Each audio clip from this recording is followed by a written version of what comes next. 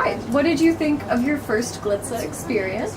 I really enjoyed it. I didn't think I would, honestly, because I'm not very artistic, but I thought it was really easy to use to my liking.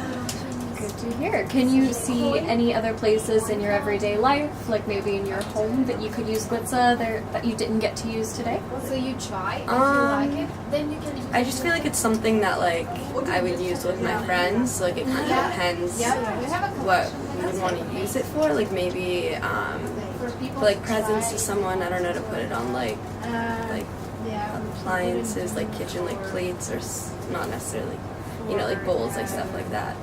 Makes sense. So would you said you would use this with your friends or by yourself or maybe with some younger relatives?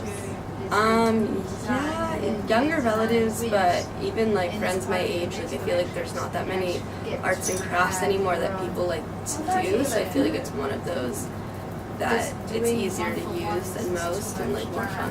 If you had a special occasion coming up, is this something you would want to use for that, or would you want to leave it to every day, or just?